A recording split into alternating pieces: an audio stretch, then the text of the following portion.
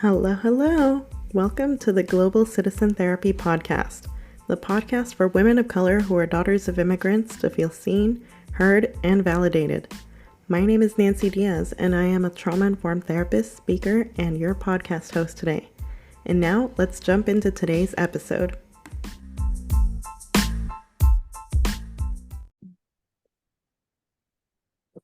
Welcome back to the Global Citizen Therapy Podcast. Okay, so today I have a really special treat. I have someone joining me who also happens to be here in Sydney, Australia, and she is, oh my God, she's a powerhouse of a woman, and I'm just super excited to have Michelle here. She is the founder of Amiga Mia, and if you aren't familiar with that, I'm going to let her introduce herself, tell us a little bit about her story, but essentially, she does very similar to what I do. She's all about empowering women, all about connecting with the Latino community here in Australia. She's the daughter of immigrant parents as well, but on the flip side, here in Australia. So yes, we're going to have a really great conversation. So yes, well, Michelle, thank you so much for being here. Welcome. Please tell us a little bit about yourself, a little bit about your journey, and yeah, let's dive in. Yes, well, thank you so much, Nancy. I love that you invited me to the podcast, and yeah, I agree with you. It's like finding someone who has that experience on the other side of Northern Hemisphere, which I've always actually sought after, to be honest. So, a bit about me. So I am Michelle Yañez Olivares. And I'm also, you may recognize me or know me as Amiga Mia. So I like to say that professionally, I am a community builder, community manager. I work in the tech and digital space and build communities. So I've been doing that for a couple of years now. And prior to that, I was in customer operations. And I used to work in the fashion space. And then personally, I have sort of what you mentioned earlier, which is the brand Amiga Mia, which is a digital brand and also a social media presence. And there are also really, it's partial like community focus, so really focusing on the Latin community, small businesses, events, people sharing their stories, all those sorts of things. But then the other part and how it really started was just sharing fun, motivational and inspirational content. And yeah, that's me. And then I guess my background is I was born in Australia, Sydney, to two Chilean parents. So my mom and my dad are from Santiago, Chile. They're Chilean. And then my brothers as well. And they migrated to Sydney, Australia in 1985. And then I was born a couple of years after that. So I was born in 1990. So I am very, very much a daughter of immigrants. Definitely. And it was so random how we happened to meet. Like, I always love telling the story of how I find my podcast guests. So it was so random, right? So we're at this meetup for gals in Australia, right? And what was it? It was like a networking for like Latina entrepreneurs kind of meetup. Right. Yeah. And we just started chatting, and you like pick up on my accent right away, like, oh, you're American. And I don't even know how, because I was talking to you in Spanish, right? But I must have said like one word in English, and right away you're like, oh, you're American. And I was like, wow, one word gives it away, right? Yeah. And then I don't even know what how we made the connection of like, oh, like I follow you on Instagram. Like I know who you are. And you knew who I was because someone had recommended that, like, what was it? Someone in Brisbane had recommended that you follow me, Yes. something like. Yeah, so someone had shared your content with me and they were like, you need to connect with her because she's talking about things that's still like really new and upcoming for our community in Australia. And I was like, oh my God. And then when I saw you at the Gals, yes, I think it was Cafecito con Emprendedoras by Gals in Australia. Yes. And yeah, I just saw you and you did speak a few words. And then I can always pick up an accent straight away, and I noticed your accent. The dead giveaway. Yeah. So right away I was like, oh my God, I gotta have you on the podcast. And here we are, finally doing it. So Yes, love to share that story. That was so random that we were both like, oh my God, we both here we are meeting in real life. Like that's amazing. But Yeah. yes. No, we're definitely doing similar things. And I don't think that you've even given yourself enough credit of how much it is that you're doing for the community. I mean, you've run events for empowering the Latino community here in Australia, which I was just reading about, and I was like, oh my God, I'm so bummed that I missed it, but I'm definitely going to be at the next one that you host. So, like, that's amazing.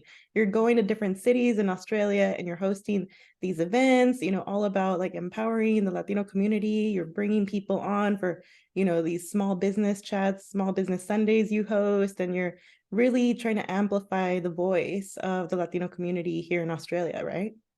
Yeah. It's super important for me because I think it's a combination of I didn't really see it when I first came into the and my journey really started in social media. So I just didn't see any conversations. There wasn't really too many pages and Facebook as well. And there was certainly a big presence of like the sort of first wave of the Latin community who came here in the 70s and the 80s.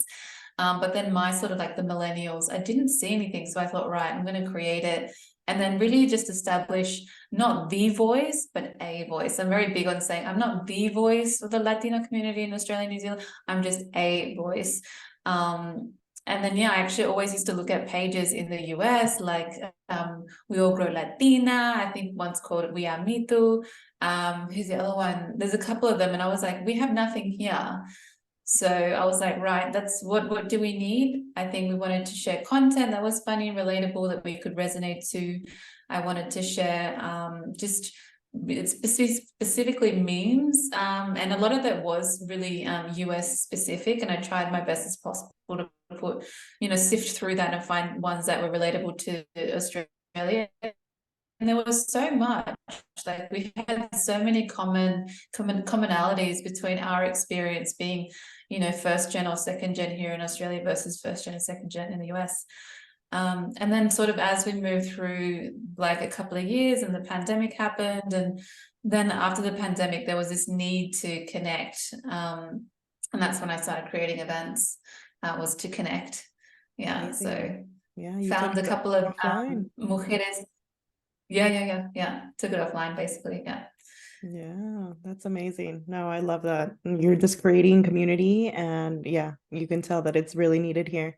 And to be honest, yeah, I did I felt a little bit lost when I moved here because I think the identity of Latinas is so strong in the US. And then when I came here, I did feel like there was definitely like a shift of, okay, well, who am I now? Because now there's not this community for Latinas. And that's why when I found gals in Australia, I was like, oh my God, like finally. But then, and we chatted about this during that Cafecita con Emprendedoras about, that disconnect that we sometimes feel with Latinas and Latinos who come and they are that first generation. And us being second generation, we sometimes still feel like we don't belong, and we still feel like, oh, maybe these aren't my people. Like I've literally had this chat with my own therapist about this of, I just really miss that. Like I miss, how in the US I could relate like really quickly, really easily, because there's so many second generation Latinas that I could connect with. And here I'm like, where are they? I don't know where they are. Like, I don't know. The Latinos that I find, they're, the backpackers that come, or they come, to work here, but they're, yeah, that first generation. They're the migrants themselves. And I can relate to migrants because now I'm a migrant myself. So I can relate in some ways, but still there's that lack of community. So when I found you, I was like, oh my God, finally someone is talking about this, because yeah, I think that it's so important. And I'm sure that you've kind of had a similar journey of, yeah, that's that feeling of not belonging, right? Well, it's so interesting you say that because I've noticed it within the last year, probably most prominently, because prior to that, there wasn't really too many pages, conversations. And I'm really talking here on social media. About, well, actually even in like LinkedIn, and I'm very big on community events, and I feel like here in Australia we've got a really big presence from a festival perspective, like music festival, Yeah. artists, that is really well established here. But what wasn't so much was networking events, like deeper conversations that had more substance, that were more about lifestyle, like societal sort of things. And this last sort of year, that's when I really noticed that there is more of a presence of like that sort of immigrant experience here in Australia for the Latino community, people on visas, people who, you know, they're still creating community en su primer idioma, being Espanol. And there was coming sort of this, I actually even sort of rebranded myself as an Australian Latina, because I noticed that these communities, and I love it, it's a good thing that they're being established and they're being created with purpose and with a clear audience. And I was like, right, this helps me kind of like jig my direction into being an Australian Latina, being proud of being a daughter of immigrants. And that's my experience, and naturally attract an audience who has a closer experience to that. I love that. Yeah. And you kind of chose that journey, right? And you chose that identity shift, or like Australia Latina, right? And I think sometimes you say Latina Australiana. Is that what you say? Yeah, Like, yeah, yeah, yeah, yeah. yeah. It's I love funny. You it. talk to some people, you talk to, and they're like strictly no, like I am Latina Australiano, right? And some people you Yeah. speak to who are the exact same are like, no, I'm strictly Australiana Latina, like it. And that is really important for some people, which one you hmm put first. Um, Yeah, that's so interesting. And yeah. so do you find that people usually they say the country first as well? Like, would you say that you're Chilean Australian, or is that It's a not? good question. It's a good question. It's a good question, actually. You know what? I haven't even really fully settled on one myself. I was actually talking to an amiga at an event the other day just about this exact question.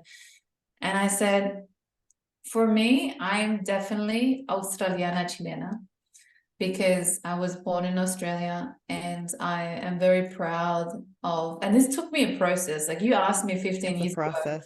yeah, I Yeah. was like, no, I'm Chilean. And that's because back then, when I was, 25 years ago, it was very much still white Australia.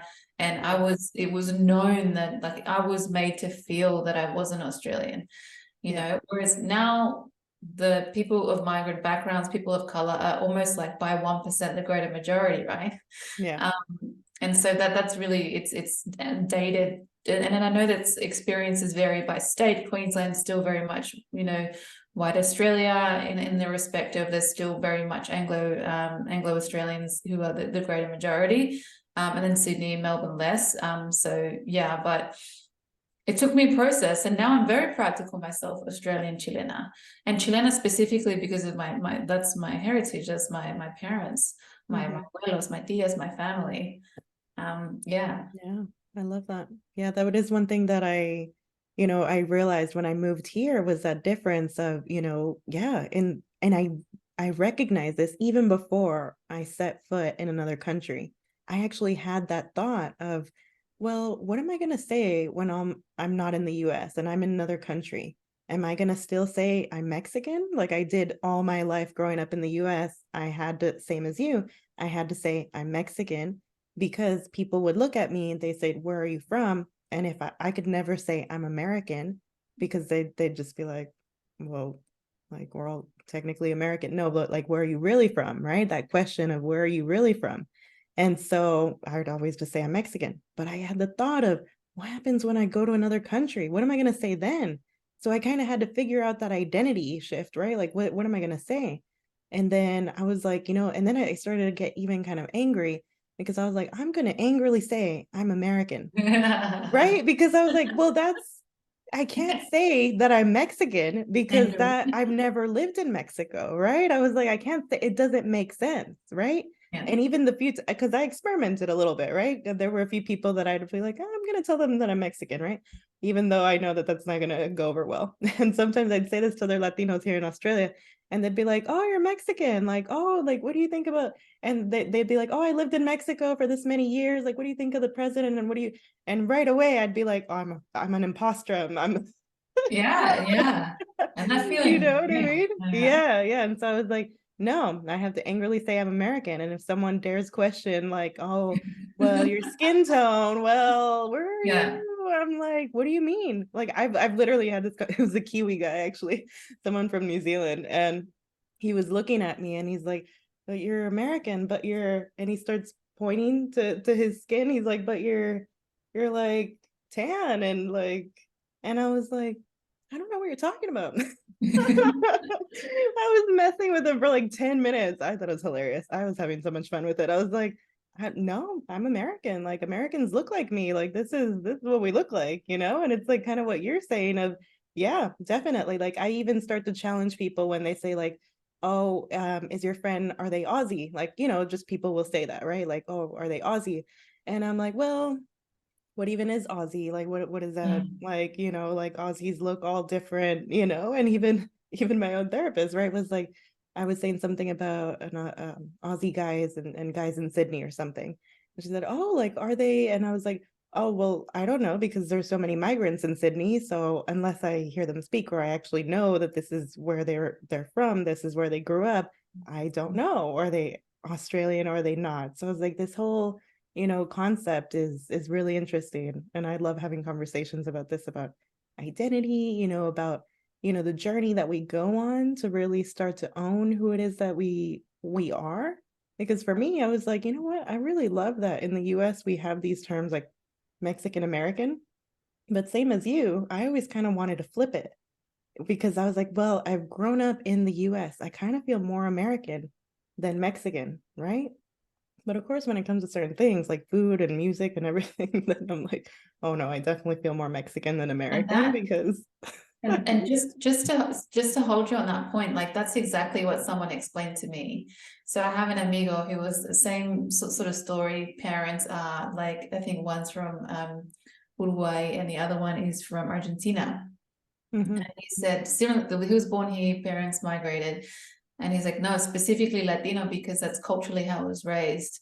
You know, I wasn't Yeah. raised with the Australian lifestyle. And yes, I'm obviously living, yes, I've obviously been culturally aware, like obviously the schooling system and, you know, the let's say the exterior side of it is definitely all Australian. But he said, within my family, within my immediate friend circle, even within my extended friend circle, everyone was of Latin background, and culturally that was what was like the dominant culture, and that's why I choose to say Latino.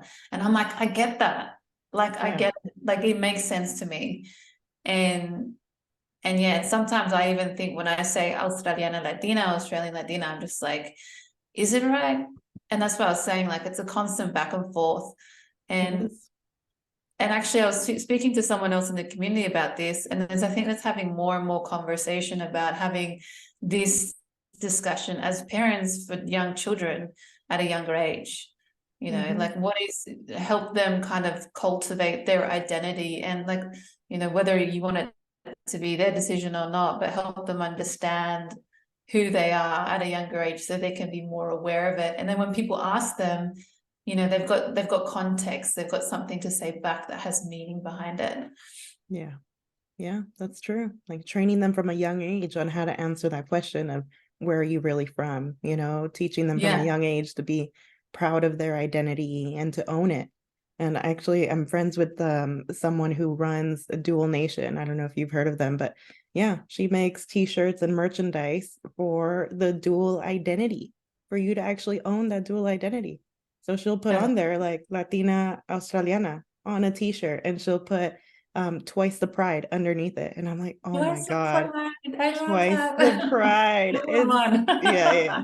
So the t-shirt that I wear to my Mexican cooking classes that I do here in Sydney, it'll say like Mexican American and it has a picture of the Statue of Liberty and then one of Frida Kahlo and it's like merged together like beautifully. And then Nice. underneath it says like, yeah, twice the pride. And I'm like, I yeah, love that. wow. Yeah. So yeah, it's definitely been a journey, I think, to own both of those, especially with, you know, the racism and discrimination that, you know, exists in the US and here and pretty much everywhere.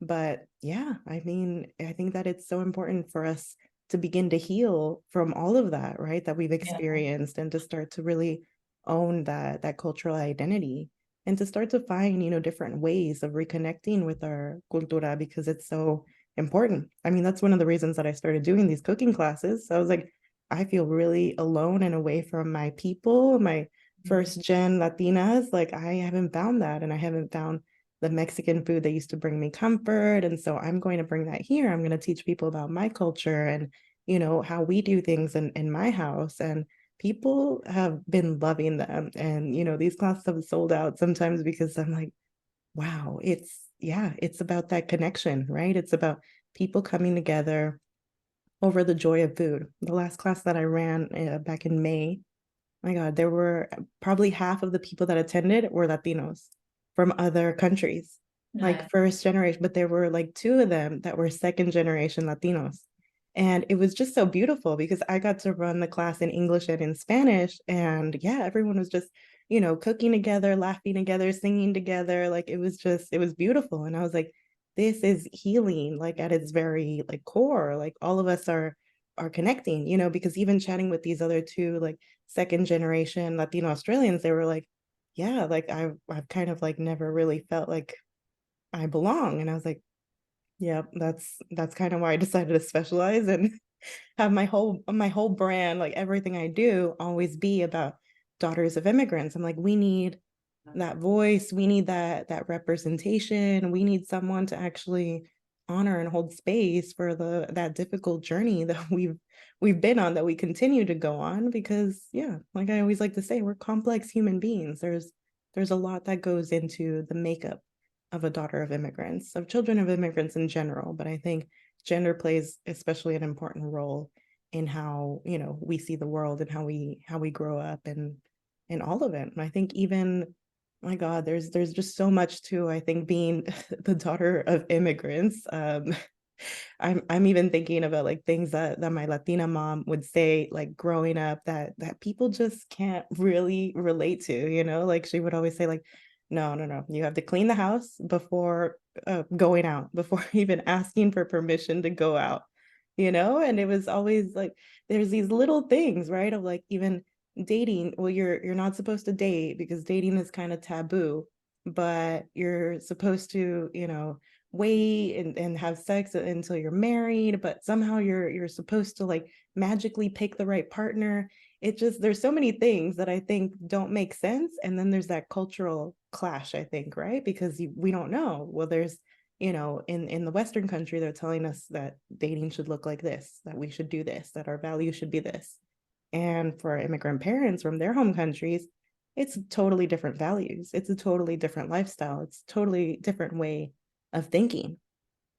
Yeah, I've definitely experienced that growing up, like culturally raised to believe that, like una mujer niña hermosa, bien educada, has Mm-hmm. to be a certain type of way, right? So for me, I sort of was, and I don't want to use the word condition because I strongly believe that my parents always had good intent when they were teaching me these things, but I use the word condition because it's just not the way that I would have approached it, but teaching me about what the constructs of a relationship look like. A woman that holds this role and they do this, and like at a certain age I would have children and I would be playing this role in a marriage. And that's the furthest, it's not the furthest thing, but it's just, as I grew up learning in Australia, that hey, I have friends who are leaving home at 18, who are Yeah. choosing to have these like non-conventional lifestyles that go completely against what you're saying, who are choosing to have like multiple relationships and be promiscuous in a way, and it's not seen with on a negative light. And I was just like, oh my God, like grew up one way with these certain values, and then I'm seeing this, and the interesting part was, it was one thing to see my friends do that. It was a second thing to see my friends do that and their parents accepting it. You know what I mean? Yeah. Like, and I went to a school where it was predominantly Caucasian. Like I was one of a handful of Latinos, and the Latinos were all spread across multiple years. I think you call them grades is it grades in the US? Gray eggs. Grades, like Oh, grades. Yeah, yeah. yeah, Great. we call them years. So I was like year Grades. Yeah, 12, yeah. year Years. 11, yeah, Yeah. yeah. So there was only a couple of Latinos across like a couple of years, right? And so, or a couple of grades, and then we would all get together and exchange information. it was interesting because it like, yeah, the experience that we had compared to the experience of like the general Caucasian was very, very different. And probably, I don't know if that, going back to the identity question, that's probably what shaped me to be Australiana Latina. Because yes, I was at home, I was deeply culturally Chilena. That's how I was raised. My parents were very strict on that. But I didn't have like a friend circle that was purely Latina. So I had family friends, but my friend circle was a mixed bag of everything, Yeah. you know. Yeah. Yeah, no, I love that. And I think it's such similar experiences, but I think you're 100% right. Like we are trained and conditioned to grow up thinking a certain way, and then yeah, it definitely clashes with what we're seeing, even more in our when we're in school, right? Because we spend so many hours at school with our teachers, with our friends, and then a short amount of time at home, right? And that's why so many of us start to lose, that native language that our migrant parents are trying to teach us. But yeah, definitely. I think, and I just want to translate a bit of what you said of because I think that resonated with me. And I think it's definitely very much of, yeah, you're supposed to be educada, right? But educada translated directly it means educated, right? But I mean, tell me if I'm wrong, but that's not how your mom meant it, right? No, she meant like prim and proper, and Yeah, yeah, there's yeah. like a certain connotation that falls underneath that. Like Well, you're when I, supposed to be the good girl, right? yes, the good girl. Yeah, Yeah, I think that's, she I said think, a better translation for that one. it was like una mujercita bien educada, and it was never like, yeah, you have to be educated. It was like you have to be feminine and have certain roles and portray yourself in a certain way, uphold yourself in a certain way, have certain behaviors. Yeah, That was like, and I'm like, she's my mom, she loves me, my abuela the same, my grandma the same, my tias the same, my aunties the same. And then yeah, I was like, when I grew up, I was like, I agree with a lot of it. But now I just have the view, like I take that all into consideration and I make my own choices of who I yeah, yeah, yeah, am. yeah. No, there is a bit of unlearning. There is, some Yes, I'm things that like, I'm like, you oh, got all the good well. words. Learning's a good one.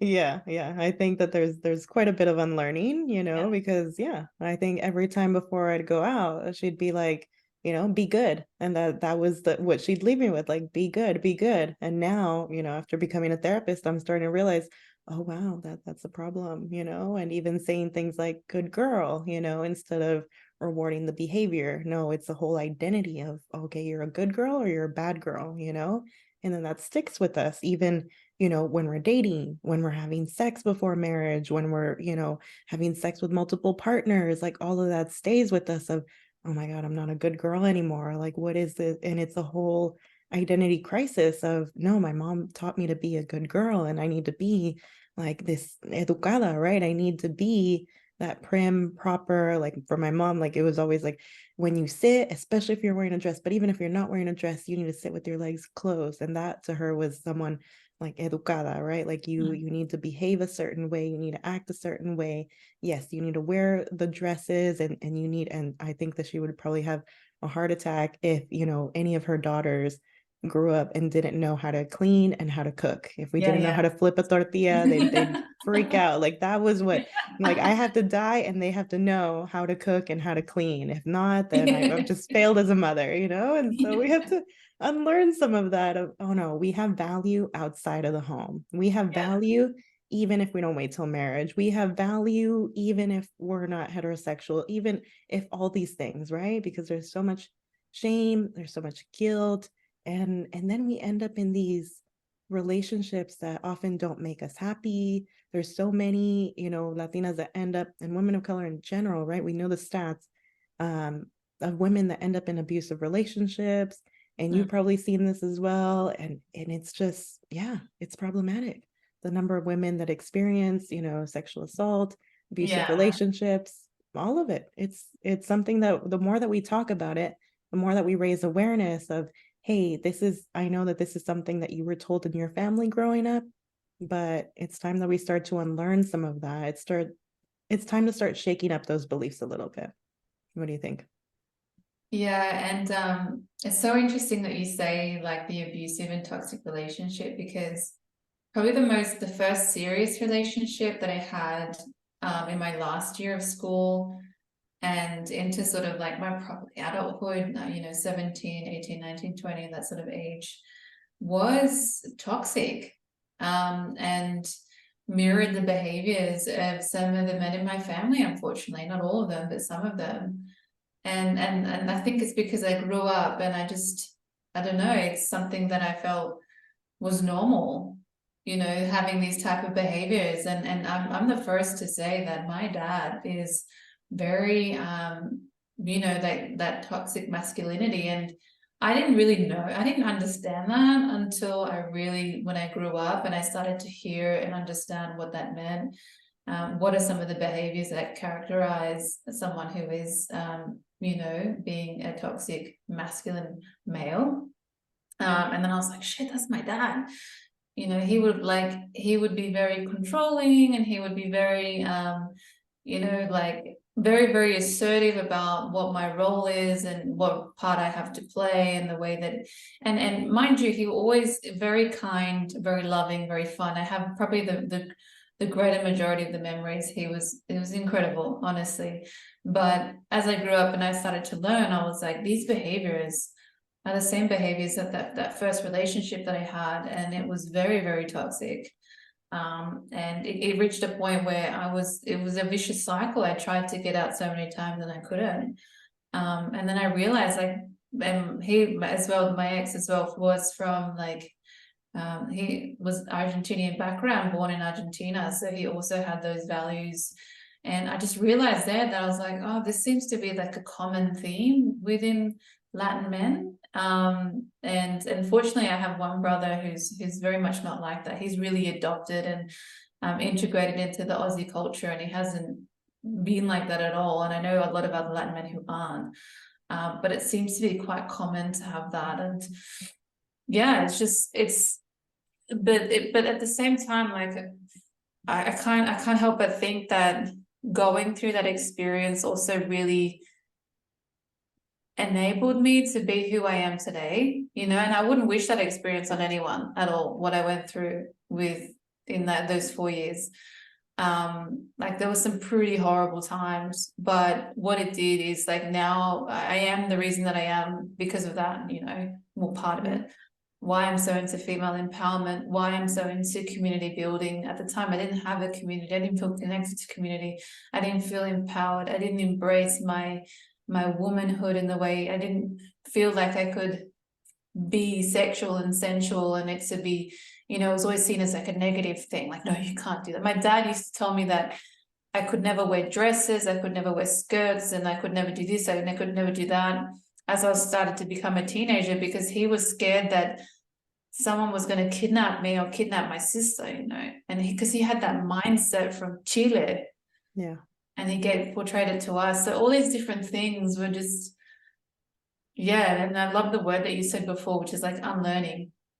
I've Yeah. had to do a huge process of unlearning before, first to identify what that is, and then second of all to then figure out, like, I've realized with all of them, like, this is stuff that they were also subjected to and conditioned to believe, and it was part of the cultural norm for them. So I don't think they ever did it with malintent. Certainly not my dad. And then, yeah, the third part to that was just unlearning. Like, how do I just get rid of this shit from my life, basically, like this Yeah. way of thinking. Yeah. Yeah, it was a whole process. And I think that's kind of the whole experience, our whole lives for daughters of immigrants, this cognitive dissonance, the holding two truths that contradict each other, that oppose each other, holding them at the same time of, yes, our parents did the best that they could. And yes, we understand where they're coming from. And yeah, they were trying to protect us and they love us and all these things. But at the same time, those beliefs, they hurt us, and oftentimes it's not intentional. Oftentimes they don't even know that they're going to cause damage later on, right? Psychological damage. But yeah, no, it definitely does. So it's definitely, I think that this is exactly why, I wanted to specialize in daughters of immigrants. I'm like, there's just so many layers, whatever it is that we're talking about. And this is why I've never actually, usually it's white therapists who are always like, but you have to choose like a presenting problem to specialize in, like anxiety or depression or whatever, like dating or relationships. And I was like, there's too much. Like with Daughters of Immigrants, there's too much. Like it's so nuanced for Daughters of Immigrants, whatever it is that we're talking about. If we're talking about like racial trauma, which I'm doing a workshop on next month, or if we're talking about, like dating, if we're talking about sex, like it's all so nuanced that I'm like, no, I come at it with this lens of like, what does this look like? Whatever it is that we're talking about, what does it look like for Daughters of Immigrants?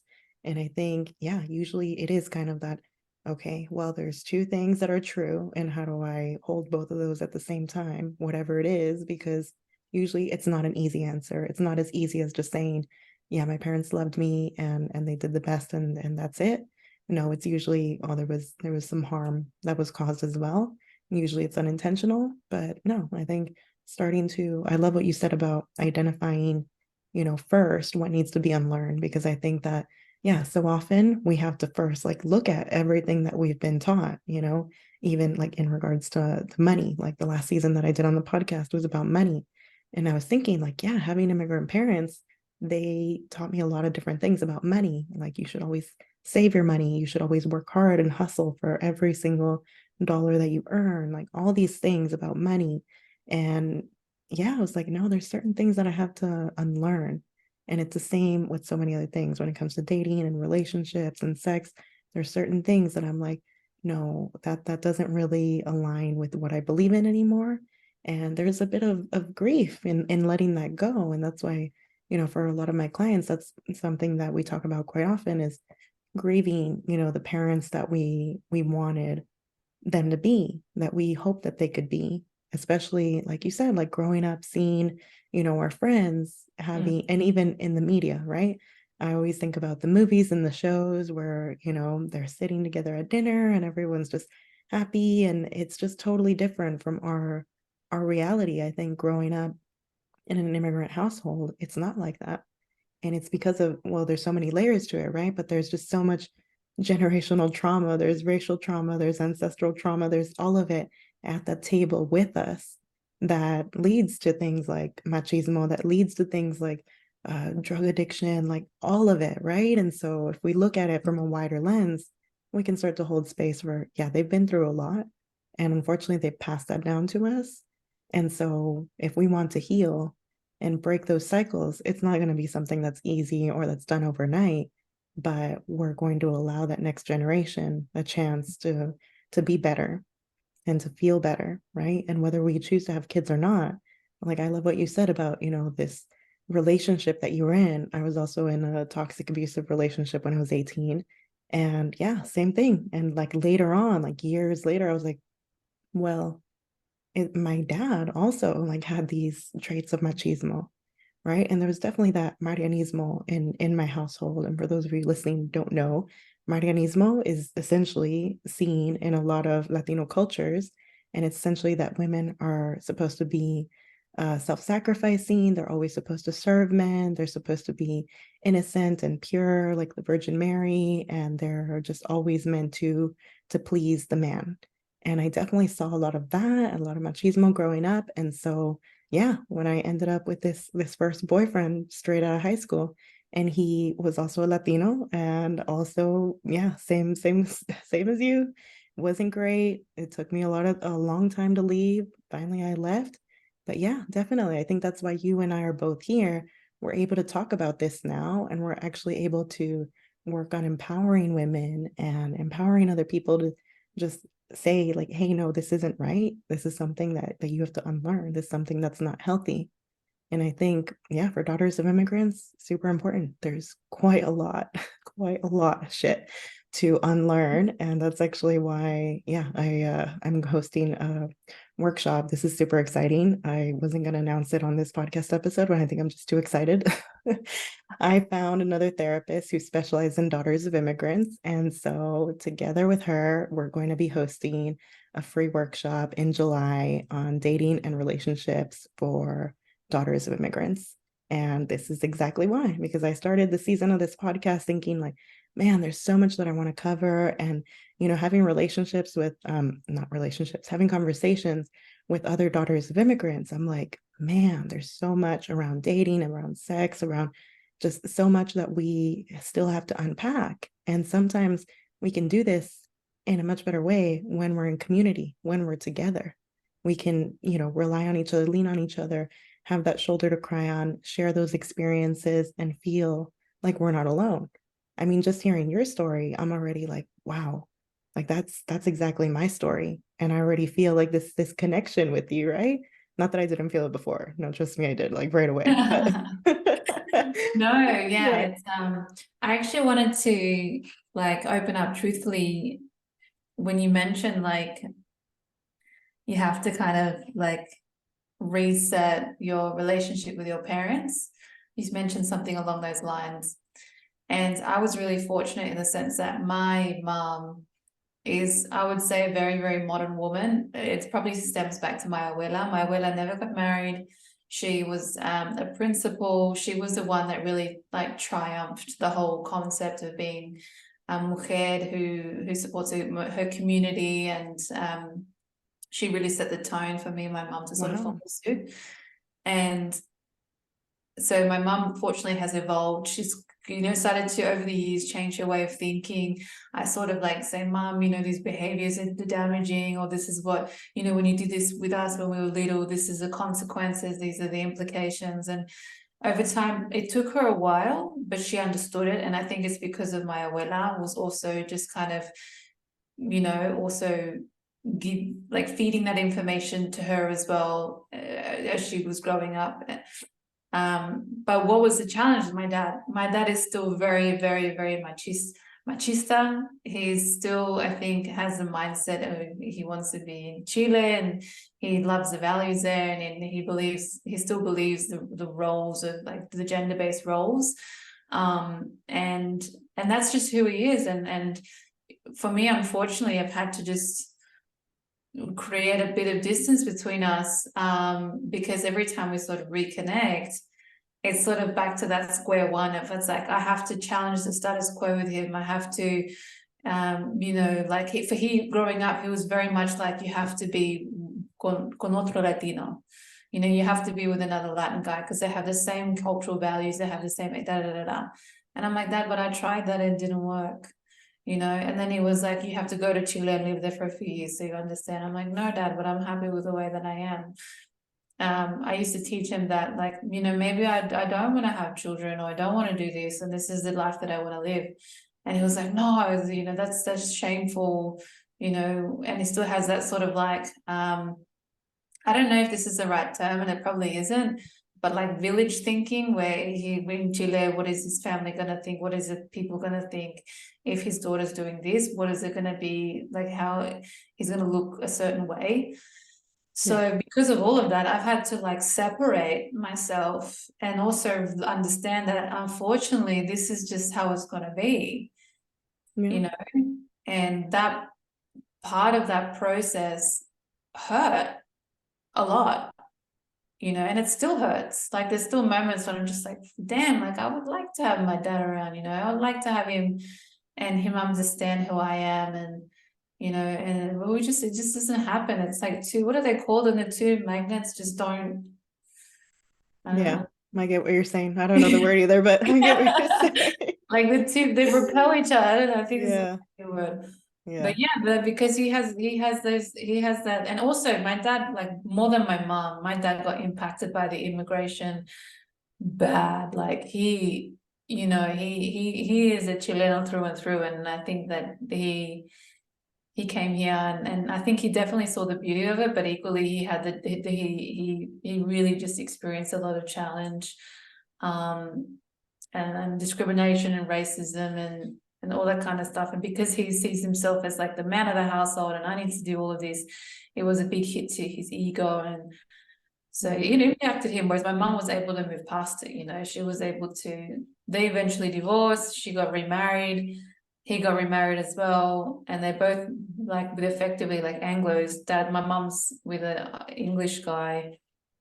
He was raised in Argentina, so it's a little bit different, but my dad's with an Aussie woman. But yeah, I wanted to talk about that for a second, because that's part of the process too, is like, he's my dad and I love him, and he raised me in the best way that he knew how, but that doesn't mean that I need to have a close relationship with him if he doesn't agree with who I like, the process that I'm going through, what I'm unlearning, and who I want to be in future, who I am now and who I want to be in future. Yeah, I'm glad that you brought that up. And yeah, again, so many similarities here between you and I, but also between yeah, what I'm seeing with my clients as well, that usually this is a conversation that we always have to have, is how do I set those boundaries? And, again, going back to the grief, there's grief here as well, like grieving, that you're not going to be able to have the relationship that you want to have with those parents. And yeah, sometimes those boundaries can go as far as, cutting that person off and they're not a part of your life. And but yeah, experimenting. And sometimes it's a painful experiment, but it's an experiment that needs to happen. Okay, I've tried, limiting contact to just WhatsApp. I've tried limiting contact to just once a year for holidays. It's still harmful to me, to my mental health. Okay, I need to take it a bit further. Sometimes you just need that distance. Like for me, like I was no contact with my mom for a year, and we just started communicating again in January of this year. So sometimes it is at distance, and you have to find what works for you and what doesn't. And yeah, again, like communicate those boundaries, because otherwise, yeah, you're not living your truth. You're not living the way that you need to live. And it slows down your healing. I'm like, no, I'm making all this progress in therapy, and she's coming in here and slowing me down and stopping me. So sometimes you have to do what's right for you. And again, there's that cultural clash in beliefs, right? Because we've been taught like, no, you can't do what's good for you. That's selfish. Like you need to think about your parents, how much they sacrificed for you. You need to think about, the larger Latino community or whatever it is.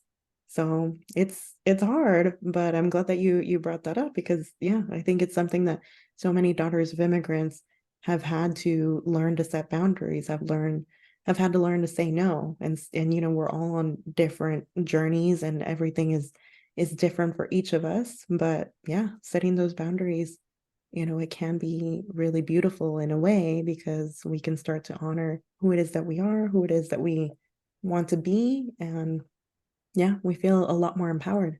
And it's sad. It's sad to have to set those boundaries and have a limited relationship with, one or both of our immigrant parents, but sometimes it's necessary.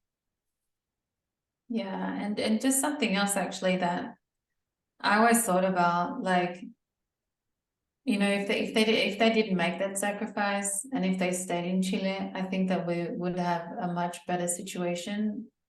Like in terms of maybe they wouldn't have gotten a divorce, and maybe they wouldn't have, because a lot of it stemmed from the process of migrating and the challenge that it was.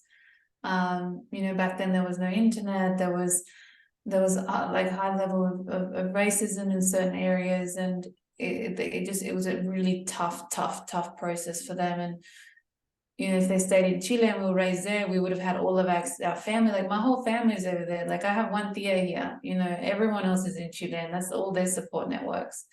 And I can't help but think that they come here, they've made the sacrifice, they haven't, they've experienced trauma themselves. And then for me to sit here and be like, well, you know what, you don't appreciate who I am today, so bye.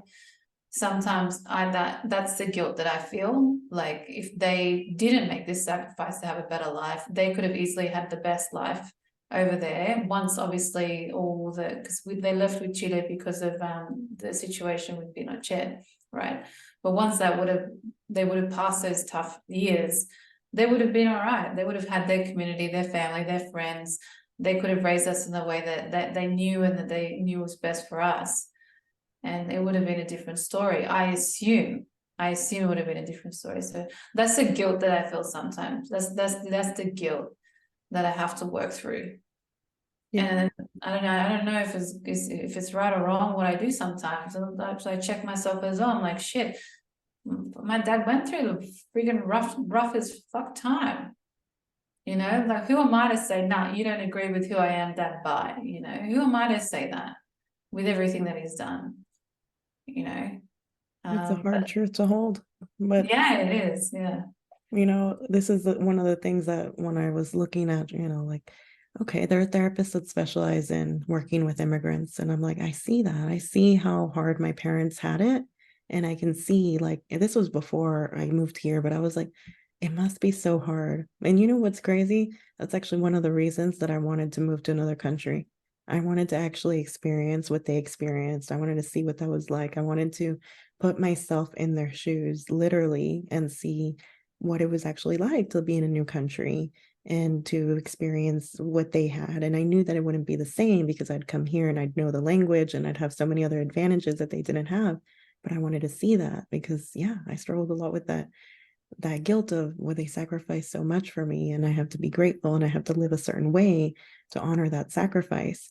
But once I started actually looking at it, I'm like, and the one that really stays with me is actually the fact that daughters of immigrants, well, children of immigrants, there aren't really studies on daughters of immigrants that I've seen yet, but there's a study that says that children of immigrant parents have more anxiety and depression than the immigrant parents themselves. And to me, that just makes so much sense because I'm like, well, yeah, we're carrying their traumas because we know, right? All of us know exactly what our parents not exactly, right? There's no way that we could ever know. I don't know about with you, but with me, like, I know bits and pieces of some of the Mm. horrible things that my parents have had to go through, like once they arrived to the US, but even to get to the US, all of these things, I know bits and pieces, but I'm sure it's actually more horrific than I even know. And they just, they're trying to protect me from the truth and they don't tell me everything. But I'm like, I'm carrying that because they told me, or I've heard, or I know, right? I know what I know. But on top of that, like, I have my own traumas, like being in that abusive relationship, like, being like a migrant here, like I've experienced racism and discrimination here now, right? Like there's all these other traumas that I'm navigating in my own life on top of carrying my parents. I'm like, so it makes sense that children of immigrants have higher rates of anxiety and depression. And also because of like what you mentioned, we have still that guilt of, who am I to set boundaries and to cut off a parent, and they've sacrificed so much. But yeah, the reality is, yeah, they've sacrificed a lot, but we're still our own people and we still deserve that happiness, that peace in our lives. We still deserve to be who we want to be. And so if that means, like, because usually what I've noticed with daughters of immigrants, we do have that growth mindset.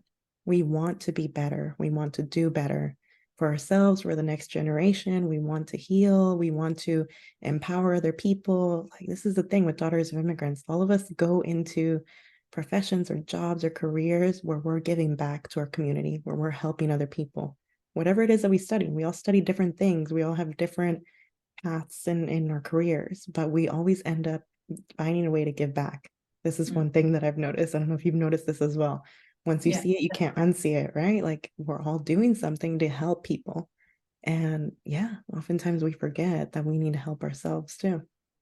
So, man, this has been such an amazing conversation. I think I am gonna have to like cut it off at some point because otherwise it's just gonna be too long. But man, thank you so much for having this conversation here with me today. I think that it's been really healing for me. I don't know about you, but it's been transformative. I just keep thinking as we're talking, I'm like, this is the conversation that little me needed to have, with another daughter of immigrants. And I'm just thinking about little me, like how she would think it was so cool that I was talking with another daughter of immigrants, like in Australia. She'd think it was so cool that I was in Yeah. Australia, but I'm just like, anyway, this is all just so great for me. So yes, super excited for everyone to tune into this episode, and I'm sure there's going to be future collaborations with both of us. So yes, we're going to keep brainstorming on how to make that happen. But yeah, definitely we can keep everyone posted. But please tell people how they can connect with you in the meantime, how they can find you, support your work. Tell us. Yeah, so I guess first of all, before I get into that, like just thank you for even creating this space to talk about it. Because truthfully, these are topics that I don't talk about at all. I just keep them deep down. But now I'm going through a process these last few years to really open it and talk about it. So just thank you for the space, and it's a constant journey, and I'm always learning. And so even connecting with someone like yourself, I might have mentioned it on Amiga Mia. Like, it's nice to find someone who is trauma specifically trained. Because I know there's a lot of people talking about this, but it's different, and it's a little bit more. So something that appealed to me a lot more was that this is like your field of work. So I'm definitely intrigued and a big supporter of what you do. But yeah, how people can find me is on all socials. So TikTok, YouTube, and Facebook and Instagram. It's soy_amiga mia. And then also on LinkedIn, it's just Amiga Mia. And then, of course, I've got my website, which is www.amigamia.com.au. And if you're in Sydney, keep an eye out. There's going to be a one-of-a-kind event coming out. I'm collaborating with a couple of people to support the Latin community, and it's specifically going to be for that sort of like, I'm not quite sure of the term. Some people I speak to, they say it's first gen. Some people I speak to, they say it's second gen. Yeah. But it's just for those who are like really Australian born Latinas, or you came to Australia when you were quite young. So it's an event specifically for that experience. And then, of course, I'll be in Adelaide as well on the 6th of July with LASA to do a Latin Women in Business workshop. So please keep an eye out. It depends. I don't know when this podcast is coming out, actually. So it might be, but It'll come out before July. We'll make sure of it. Yeah. No, those events both sound amazing. So yeah, thank you so much for creating that. That's I think again, so many similarities in what we're doing, but we're doing the best that we can to continue to help and empower the people that we're passionate about serving. So yes, thank you again, and we'll be in touch. All right. Thank you so much.